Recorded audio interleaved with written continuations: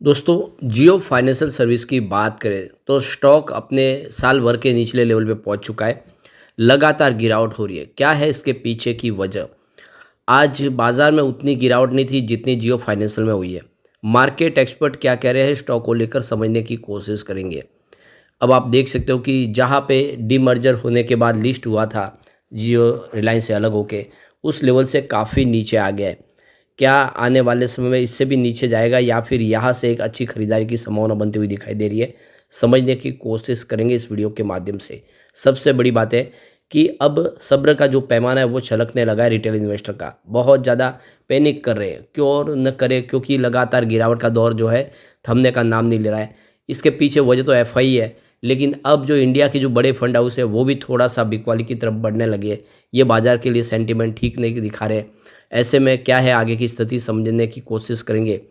लेकिन फ्रेंड्स, उससे पहले अगर आप पहली बार हमारे चैनल पे आए तो चैनल को सब्सक्राइब कर दीजिए। एक बेल आइकॉन दबा दीजिए ताकि जब भी नया वीडियो बने पहला नोटिफिकेशन आपको मेरे वीडियो पसंद आए तो लाइक से ज़रूर कीजिए। चलो फ्रेंड्स, वीडियो स्टार्ट करते हैं। मैं हूँ आपका दोस्त एस बी दवे और हमारे अपने चैनल ऑनलाइन कमाई में आपका बहुत बहुत स्वागत है। तो आप देख सकते हो कि आज निफ्टी फाइनेंशियल सर्विस ने तेज़ी बताई है। 23,209 के स्तर पे देख सकते हो कि आज निफ्टी फाइनेंशियल सर्विस की हमने लगभग क्लोजिंग होती हुई दिखाई दी है 119 पॉइंट की तेज़ी के साथ, यानी 0.52% आधा percent Nifty financial service up पे था और बाजार भी लगभग फ्लैट हुआ। आज इंट्राडे में सेंसेक्स में 800-900 पॉइंट की भारी भरकम हमने गिरावट देखी, लेकिन उसकी भरपाई हुई है। बाजार रिकवर कर गया है, लेकिन उसके बावजूद भी जियो फाइनेंस का जो शेयर है वो बिल्कुल भी रिकवर नहीं हुआ और काफ़ी बड़ी गिरावट के साथ इसने लगभग क्लोजिंग देते हुए हमें दिखाई दिया। तो देख सकते हो कि 228 के आसपास था। अभी बाजार क्लोज में सिर्फ 1 मिनट बाकी है, 3:29 के आसपास यह 3.32% गिर चुका है। तो क्लियरली देख सकते हो कि गिरावट काफ़ी बड़ी है। अब आप देख सकते हो कि यह पिछले 10 महीनों में अपने ऊपरी प्राइस से 42% स्लिप हो चुका है। तो 12 फरवरी को आज इंट्राडे में 5% की इसमें हमने गिरावट देखी है। वो काफ़ी बड़ी गिरावट है और इसने एक नया लो बनाया 1 ईयर का 223 के आसपास स्टॉक चला गया। तो 20 जनवरी को कंपनी ने अपने क्वार्टर 3 के नंबर जारी किए थे। नंबर उत्साहवर्धक नहीं थे और जब से रिजल्ट आया तब से स्टॉक दबाव की स्थिति में बना हुआ है। लगातार स्टॉक नीचे ही जा रहा है। ये सेम जो ट्रेंड है हमने मई 2024 में भी देखा था और आप देख सकते हो कि 40% अपने ऊपरी वैल्यू से नीचे आया। तो ऑल टाइम जो हाई बना था 394 रुपीज़, वहाँ से स्टॉक ने बहुत ज़्यादा गिरावट दिखाई है। तो अब देख सकते हो कि लोगों का नुकसान बहुत ज़्यादा हुआ। अगर कोई ने एंट्री की होगी ऊपर के लेवल पे तो उसका जो इन्वेस्टमेंट है वो यहाँ पे बहुत ज़बरदस्त तरीके से टूटता हुआ दिखाई देगा। अगर हम इसकी लिस्टिंग की बात करें बाज़ार में तो इसने जो देख सकते हो कि 265 रुपये की प्राइस से बीएसई पे लिस्ट हुई अपनी दिखाई थी और 262 की प्राइस पे एनएसई पे लिस्ट हुआ था। और आप देख सकते हो कि ये जो इसकी जो डिस्कवर प्राइस रखी थी वो 261 के आसपास थी और उस करंट लेवल्स पे देखें तो उस लेवल से भी, यानी जहाँ पे ये लिस्ट हुआ था 15% उससे भी नीचे आ गया है। यानी स्टॉक ने नुकसान दिया है ज़बरदस्त। कंपनी के बिजनेस की बात करें तो कंपनी इस समय फाइनेंसिंग सेक्टर में, इंश्योरेंस सेक्टर में, ब्रोकिंग बिजनेस में, पेमेंट बैंकिंग में, पेमेंट एग्रीगेटर सर्विस में, इस तरह से बहुत सारी सर्विस इस समय प्रोवाइड कर रही है। इसके अलावा एसेट मैनेजमेंट का कंपनी का कामकाज है। इस बार का जो कंपनी का जो देख सकते हो बिजनेस रहा है वो क्वार्टर 3 का कोई खास नहीं रहा है। आप देखें तो जो प्रॉफिट बताया 295 करोड़ के आसपास, जिसमें 0.3% की हल्की सी तेज़ी देखने को मिली। पिछले 1 साल पहले 294.8 करोड़ का इसने प्रॉफिट बताया था। कंपनी का एसेट मैनेजमेंट अंडर देखें एयूम तो 4199 करोड़ के आसपास है क्वार्टर 3 के दरमियान, और जो पिछले 1 साल पहले देख सकते हो कि 1206 करोड़ के आसपास था। लेकिन कंपनी का जो डिजिटल फुटप्रिंट है वो लगातार ग्रो कर रहा है और आप देख रहे हो इस समय जो एक्टिव इसके कस्टमर अगर देखें यूजर्स तो 7.4 मिलियन मंथली एक्टिव यूजर्स है जो डिजिटल प्लेटफॉर्म पर इस समय जियो की सेवाएं का आनंद ले रहे हैं। जियो फाइनेंशियल ने ब्लैक रॉक के साथ में मिलके एक जॉइंट वेंचर्स बनाया है, जिन्होंने मिलके दोनों ने एसेट मैनेजमेंट का बिजनेस शुरू किया है।